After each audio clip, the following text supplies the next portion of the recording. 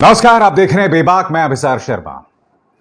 अगर मोदी सरकार शाहरुख खान से नफरत करती है तो उसके लिए क्या आप उनके परिवार पर निशाना साधोगे, उनके बेटे को फंसाओगे? यह मैं नहीं कह रहा हूं दोस्तों, जो तथ्य सामने उभर कर आ रहे हैं वो तथ्य हमें इस बात पर सोचने को मजबूर कर रहे हैं। मैं आपको बतलाना चाहूंगा, एनसीपी नेता नवाब मलिक लगातार नारकोटिक्स कंट्रोल ब्यूरो और भारतीय जनता पार्टी का पर्दाफाश कर रहे हैं। एक के बाद एक ऐसे प्रमाण सामने उभर कर आ रहे हैं जिससे नारकोटिक्स कंट्रोल ब्यूरो और भारतीय जनता पार्टी की नीयत पर सवाल उठना लाजमी है। उन्होंने आज 2 वीडियोस जारी किए। इस वीडियो में आप देख सकते हैं आमिर फर्नीचर वाला को आज रिहा कर दिया गया। अब यह वीडियो देखिए दोस्तों, यहां पर आप प्रतीक गाबा और ऋषभ सचदेवा को देख सकते हैं। इन दोनों को रिहा किया जा रहा है। आज जो सवाल किया जा रहा है नवाब मलिक की तरफ से वो ये कि जब 11 लोगों को हिरासत में लिया गया तो सिर्फ इन 3 लोगों को क्यों रिहा किया गया? क्या आप जानते हैं, बकौल नवाब मलिक ऋषभ सचदेवा वो भारतीय जनता पार्टी के एक नेता के ब्रदर इन लॉ हैं, यानी कि साले साहब हैं। सवाल यह कि क्या इन 3 लोगों को भारतीय जनता पार्टी के कहने पर रिहा किया गया? यह सवाल नवाब मलिक खड़े कर रहे हैं सामने। क्या नारकोटिक्स कंट्रोल ब्यूरो के पास इन सवालों का जवाब है? अब मामला यहां से और पेचीदा हो जाता है। क्या आप जानते हैं, शाहरुख खान के बेटे आर्यन खान को इन 2 लोगों ने, प्रतीक गाबा और आमिर फर्नीचर वाला ने, इस क्रूज में आमंत्रित किया था, इनवाइट किया था।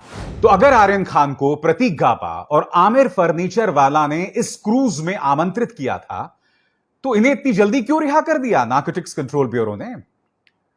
और जब आपने 11 लोगों के हिरासत में लिया है तो इन तीनों पर रहमो करम क्यों?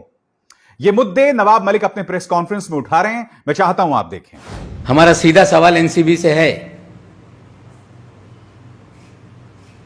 कि 1300 लोगों के जहाज पर आपने रेड की।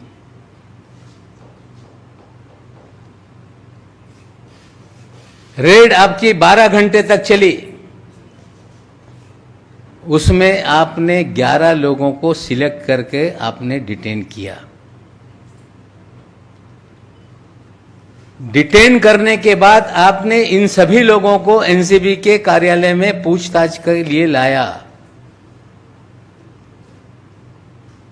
ये 3 लोगों को छोड़ने के लिए किसने आपको आदेश दिया, इसकी जानकारी एनसीबी को देनी पड़ेगी। हमारी जानकारी है कि भारतीय जनता पार्टी के दिल्ली से लेकर महाराष्ट्र तक नेताओं ने फोन करके ऋषभ सचदेवा को छोड़ा जाए ये आदेश दिया।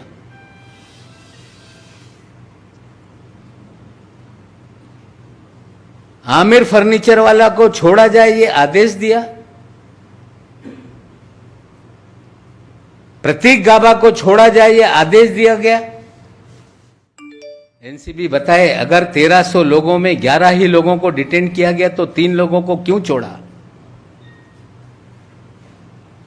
हम मांग करते हैं कि श्री वानखेड़े इसका खुलासा तत्काल रूप से करें। क्या कारण था कि 1300 लोगों में से इन 3 लोगों को भी लाया गया? और क्या जांच पूरी हो गई कि 3 लोगों को छोड़ दिया गया? और अब ऋषभ सचदेवा, इस मामले की तीसरी कड़ी। ऋषभ सचदेवा जो कि भारतीय जनता पार्टी के एक नेता के रिश्तेदार हैं। तो जो सवाल यहां पर उठाया जा रहा है नवाब मलिक की तरफ से, और इस सवाल का जवाब मुझे लगता है बीजेपी को देना चाहिए कि क्या इन तीनों की रिहाई के लिए भारतीय जनता पार्टी ने अपनी तरफ से कोई दबाव बनाया था? क्योंकि आपको यह बात समझनी पड़ेगी कि इसमें कुछ तथ्य हैं जिसे आप नजरअंदाज नहीं कर सकते। सबसे पहले इन 2 नामों पर आपको गौर करना पड़ेगा, किरण पी गोसावी और मनीष भानुशाली। किरण पी गोसावी एक प्राइवेट डिटेक्टिव है। जी हां, यही आदमी जिनके सिर पे बाल नहीं है, और ये यहां आप देख सकते हैं आर्यन खान के साथ सेल्फी खिंचवा रहा है। किरण पी गोसावी वो शख्स है जो कि एक प्राइवेट डिटेक्टिव है। इसका एक विवादास्पद इतिहास रहा है, इस पे कई केसेस चल रहे हैं।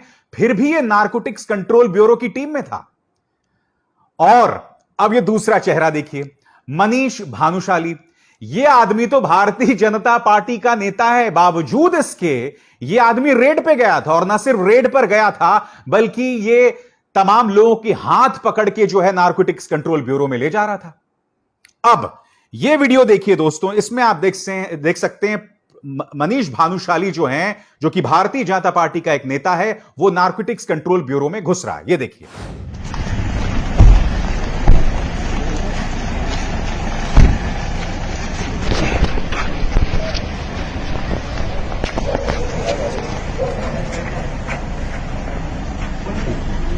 महेश भूपति, क्या नाम इनका?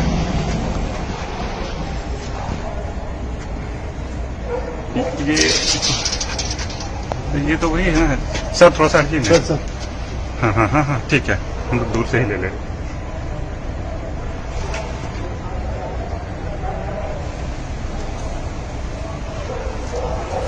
अब ये दूसरा वीडियो देखिए, इसमें आप देख सकते हैं किरण पी गोसावी और मनीष भानुशाली दोनों नारकोटिक्स कंट्रोल ब्यूरो के ऑफिस से बाहर आ रहे हैं। देखिए। आ रहे हैं। सर जी, किस लिए बुलाया गया था आपको यहाँ पे? सर जी कुछ बताइएगा, किस लिए बुलाया गया था आपको यहाँ पर एनसीबी में इतनी रात को? सर कुछ कहेंगे आप? सबसे हैरत वाली बात यह है कि मनीष भानुशाली, जो कि बीजेपी का एक नेता है, वो इस बात से इनकार कर रहा है कि मेरा बीजेपी से कोई लेना देना नहीं है, मैं भारतीय जनता पार्टी का नेता नहीं हूं। तो मनीष से मैं पूछना चाहूंगा कि अगर ऐसा है तो फिर यह तस्वीर क्या है? इसमें आप साफ तौर पर देख सकते हैं यह भारतीय जनता पार्टी का नेता बताया जा रहा है। तो यह हकीकत से आखिर क्यों मुंह मोड़ रहा है? क्या यह सवाल उठना लाजमी नहीं है? दोस्तों, अब तक आर्यन खान, शाहरुख खान वाले मामले में दो तथ्य सामने उभर कर आए।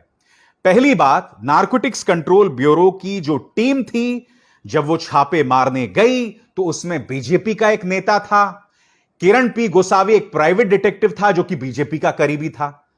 आजाद भारत के इतिहास में ऐसा कब होता है जब कोई इन्फॉर्मर, क्योंकि ये आदमी क्या कह रहा है बार बार कि मैं इन्फॉर्मर हूं, मेरे पास टिप थी, मेरे पास जानकारी थी। यह कब होता है? जब इन्फॉर्मर इस तरह की रेड में भी जाता है। और चलो आप रेड में चले गए, आप हाथ पकड़ के बाकायदा उनको नारकोटिक्स कंट्रोल ब्यूरो के ऑफिस में लेकर आ रहे हैं। ऐसा आपने कहां देखा है बताइए? और फिर सबसे बड़ा सवाल जो कि एनसीपी नेता नवाब मलिक उठा रहे हैं, इस सवाल का जवाब दिया जाए कि इन तीन चेहरों को आखिर क्यों रिलीज कर दिया गया? ऋषभ सचदेवा, प्रवीण गाबा और आमिर फर्नीचर वाला, क्या इन तीनों को इसलिए रिलीज किया गया या इसलिए रिहा कर दिया गया क्योंकि ये भारतीय जनता पार्टी के करीबी थे? आप जानते हैं दोस्तों, मुझे बीजेपी के प्रचार तंत्र के एक व्यक्ति ने मुझे बताया था कि ये जो मौजूदा बीजेपी है ना, जब आप पर निशाना साधती है ना, तो दो तरीकों से आप पे निशाना साधती है। पहला, वो आपके पैसे पर, आपके धन पर, आपके फाइनेंशियल सिस्टम पर निशाना साधती है, यानी कि ईडी की रेड, इनकम टैक्स की रेड, सीबीआई की रेड, इस तरह से आपको परेशान करेगी। दूसरा तरीका, वो आपके परिवार पर निशाना साधती है। क्यों? क्योंकि आप और हम सब जानते हैं कि हम सब की कमजोर नब्ज हमारा परिवार है। मेरी कमजोर नब्ज मेरे बच्चे, मेरी पत्नी है। उसी तरह से आप सब जानते हैं शाहरुख खान की कमजोर नब्ज उनके अपने बच्चे हैं, उनके 3 बच्चे हैं, और तीनों के प्रति वो एक जुनूनी पिता है। यानी कि शाहरुख खान ने अगर मोदी सरकार की जी हजूरी नहीं की, या शाहरुख खान के ताल्लुकात कांग्रेस के साथ एक जमाने में ठीक ठाक थे, तो आप शाहरुख पर निशाना साध दिए। कैसे निशाना साध दिए? आप उनके बच्चों पर निशाना साधिए। क्योंकि देखिए, उनके जो वकील हैं वो साफ तौर पर कह रहे हैं, मानस शिंदे साहब साफ तौर पर कह रहे हैं कि मेरा जो क्लाइंट है यानी आर्यन खान, वो तो उस क्रूज में घुसे ही नहीं। तो सवाल ये, जब वो क्रूज में घुसे ही नहीं तो आपने उन्हें गिरफ्तार क्यों किया? और अब इन दोनों खबरों पर गौर कीजिए दोस्तों, इन दोनों खबरों पर गौर कीजिए, और मैं चाहूंगा इससे काफी दूध का दूध और पानी का पानी हो जाता है। पहले देखिए दोस्तों, इंडिया टुडे की खबर, no drugs found on Aryan Khan, NCB officer tells court while seeking further custody. खुद नारकोटिक्स कंट्रोल ब्यूरो अदालत को बता रहा है कि आर्यन खान के पास कोई ड्रग्स नहीं मिले। अब ये दूसरी खबर, यह है टाइम्स ऑफ इंडिया की खबर, no drugs but still in custody, decoding the Aryan Khan case. Aryan Khan के पास कोई ड्रग्स नहीं, फिर भी वो हिरासत में हैं, और यह अपने आप में एक पहेली बना हुआ है।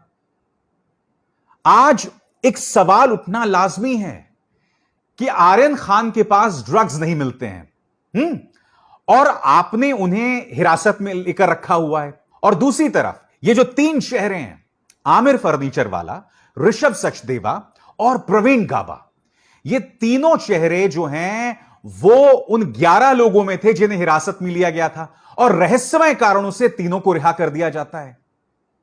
आप समझ रहे हैं क्या हो रहा है दोस्तों?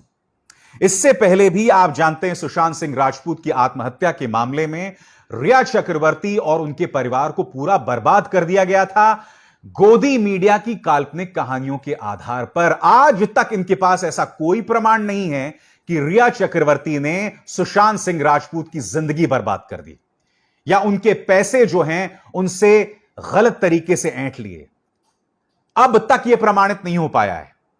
नंबर 2, यह भी प्रमाणित नहीं हो पाया है कि सुशांत सिंह राजपूत की हत्या कर दी गई। उल्टा जो तमाम प्रमाण आ रहे हैं, चाहे वो all India institute of medical sciences की रिपोर्ट हो, उससे यही प्रमाण उभर कर आ रहा है कि उन्होंने आत्महत्या की थी। आज तक ये लोग प्रमाणित नहीं कर पाए।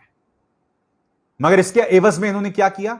इसके एवज में इन्होंने यह किया कि एक पॉलिटिकल पार्टी की सियासत खेलने के लिए उन्होंने रिया चक्रवर्ती की जिंदगी बर्बाद कर दी। अब उनके निशाने पर शाहरुख खान है। शाहरुख खान का 23 साल का बेटा है। दोस्तों, मैं साफ तौर पर कहता हूं, अगर आर्यन खान ड्रग्स ले रहा था या लेता है तो कानून के अंतर्गत उसे क्या सजा मिलनी चाहिए? बिल्कुल मिलनी चाहिए। मगर मुझे आपत्ति क्या है, मैं आपको बताता हूं। मुझे आपत्ति हमारे समाज के दोहरे मापदंड पे है, क्योंकि हमारे साधु संत, हमारे नगा साधु जो हैं वो खुलेआम टनों चिलम जो हैं वो फूकते हैं। मगर वो सब हमारे धार्मिक सोच का हिस्सा है। मगर किसी के पास 10 ग्राम मैरिजुआना मिल जाए, ड्रग्स मिल जाए, तो उसको लेकर खलबली मच जाती है। और एक और दोहरे मापदंड, जैसे कि आप जानते हैं कि अडानी, गुजरात में अडानी ग्रुप के मुंद्रा पोर्ट में करीब 3000 किलोग्राम ड्रग्स मिला था। मैं साफ कर दूं, और यह बात मैंने पहले भी की थी, इसका मतलब यह नहीं कि अडानी समूह जो है वो दोषी है, नहीं। मगर उनके पोर्ट में, उनके जो मुंद्रा पोर्ट में, मुंद्रा बंदरगाह में ड्रग्स मिले ना, उसको लेकर अमूमन खामोशी छाई रही। उसकी जांच आज की तारीख पे नेशनल इन्वेस्टिगेटिव एजेंसी पर है। आपको क्या लगता है एनआईए इस मामले की तह तक पहुंचेगा? आपको क्या लगता है जो एजेंसी पूरी तरह से भारतीय जनता पार्टी की राजनीति का हिस्सा है, यानी एनआईए, क्या वो इस मामले की तह में पहुंचकर आपके सामने हकीकत लाएगा? नहीं लाएगा। आप देख चुके हैं नारकोटिक्स कंट्रोल ब्यूरो की क्या हालत है। उनकी टीम में भारतीय जनता पार्टी का एक नेता है। इसके अलावा जो 3 लोग भारतीय जनता पार्टी के करीबी हैं, उन्हें रहस्यमय तरीके से छोड़ दिया जाता है। और आर्यन खान, उसके पास ड्रग्स तक नहीं मिले हैं। ये तमाम मुद्दे हैं जिन पर सवाल किया जाना बाकी है। और मैं फिर आता हूं परिवार की बात पे। यह राक्षसी सोच है दोस्तों, यह आसुरी प्रवृत्ति है। अगर आप किसी से नफरत करते हैं, अगर आप किसी से मुकाबला करते हैं, तो हमें कुछ लक्ष्मण रेखाएं खींचनी पड़ेंगी। क्योंकि देखिए, जब माफिया का भी मुकाबला होता है ना दोस्तों, तो माफिया में भी एक असूल है कि हम परिवार पर निशाना नहीं साधेंगे। मगर दिक्कत यह है कि मोदी सरकार ने, भारतीय जनता पार्टी सरकार ने तमाम हदों को पार कर दिया है। मैं यह बात पूरे आत्मविश्वास के साथ इसलिए कह सकता हूं क्योंकि आप में से कई लोग जानते हैं कि किस तरह से मुझे और मेरे परिवार पर झूठे इनकम टैक्स के, टैक्स चोरी के केसेस लगाए गए। 12-13 करोड़ की हमने टैक्स चोरी की, इस तरह के केसेस लगाए गए। मगर मैं उन रुदाली करने वाले पत्रकारों में से नहीं हूं जो उसके बाद उसको लेकर रोता रहा। नहीं, मैंने उन केसेस को लड़ा और जैसा कि मैंने आपको कुछ दिनों पहले बताया था, इसी साल की शुरुआत में दोस्तों हम वो तमाम केसेस जीत गए। हम पर जो 12-13 करोड़ की टैक्स चोरी का आरोप लगाया था, हम वो मुकदमा जीत गए। मगर कुछ लोगों को नहीं मालूम है कि न सिर्फ ये टैक्स केसेस, ये झूठे मुकदमे हम पर किए गए थे, ये झूठे मामले हम पर किए गए थे, बल्कि मेरी परिवार को भी निशाना साधा जा रहा था। मैंने कभी उसको लेकर हल्ला नहीं किया। मैंने सिर्फ एक बार उस पर एक लेख लिखा था, जब भारतीय जनता पार्टी की एक वाहियात प्रवक्ता मेरी पत्नी पर निशाना साध रही थी। तब मैंने उस वक्त के वित्त मंत्री अरुण जेटली से सवाल किया था कि मेरी पत्नी एक गवर्नमेंट सर्वेंट हैं, कृपया अपने प्रवक्ता से कहिए कि उन पर निशाना ना साधें। मैं साफ तौर पर कह रहा हूं दोस्तों, चाहे मैं हूं, मेरा परिवार हो, या फिर शाहरुख खान, आर्यन खान हो, अगर किसी ने गलती की है तो आप उन पर कार्रवाई कीजिए। अगर वाकई मैंने 1 रुपए की भी टैक्स चोरी की थी तो आप मुझ पर एक्शन लीजिए। मगर सच का फैसला होता है अदालत में। वो केस हमने जीता। पिछले 6-7 सालों से वो केस चल रहा था। मगर आप जानते हैं समानांतर तौर पर क्या हो रहा था? समानांतर तौर पर भारतीय जनता पार्टी का प्रचार तंत्र मुझ पर और मेरे परिवार पर निशाना साध रहा था, मेरे परिवार के बारे में अश्लील बातें कर रहा था। इस सब का सामना हमने किया है। तो दिक्कत क्या होती है मैं आपको बताता हूं। आप सोचते हैं कि नहीं, हम केस जीत तो गए, हमने मुकदमा जीत तो लिया। नहीं, मगर उससे पहले जो 6-7 साल आपके परिवार पर निशाना साधा जाता है, वो जो पूरी प्रक्रिया है ना दोस्तों, वो अपने आप में सजा बन जाती है। आपको इनकम टैक्स के दफ्तर 5-5, 6-6 बार जाना पड़ता है, हाजिरी देनी पड़ती है। आपको प्रवर्तन निदेशालय जाकर 8 घंटे बैठना पड़ता है, आप पर निशाना साधा जाता है। ये तमाम चीजें तथ्य हैं, मैं हवा में आपसे बातें नहीं कर रहा हूं। मगर जैसे मैंने कहा ना, अगर आर्यन खान ने कुछ गड़बड़ नहीं की है, अगर उन्होंने कोई गुनाह नहीं किया है, तो आपको डरने की जरूरत नहीं है। मेरा मानना है कि वाकई सत्यमेव जयते। अगर आपने कुछ गड़बड़ नहीं की है तो आपको जीत हासिल होगी। मैं जानता हूं ये 2-2 रुपल्ली ट्रोल के अलावा इन्होंने 2-2 रुपल्ली गुल्लुओं पत्रकारों को भी हायर किया हुआ है, नौकरी पर रखा हुआ है, जो आज भी अपने प्राइम टाइम में चीख चीख कर आर्यन खान और शाहरुख खान पर निशाना साधते हैं। इनका सिर्फ एक काम है दोस्तों, और वो है बीजेपी की नौकरी करना, और इसके अलावा कुछ नहीं। मगर जैसे मैंने कहा ना, आप इनका मुकाबला तभी कर सकते हैं अगर आपका दामन पाक साफ हो, अगर आपकी अलमारियों में कोई खौफनाक राज न छिपे हों, तभी आप इनका मुकाबला कर सकते हैं। इसलिए मैंने इनका मुकाबला किया और अब भी कर रहा हूं, और मैं कभी पीछे नहीं हटने वाला हूं। यह चेहरा एक डरे हुए व्यक्ति का तो कभी नहीं हो सकता, क्यों मित्रों? खैर, इस खबर से जुड़ी तमाम पहलू, तमाम जानकारियां हम आपको बेबाक में लाते रहेंगे। अभिसार शर्मा को दीजिए इजाजत। नमस्कार।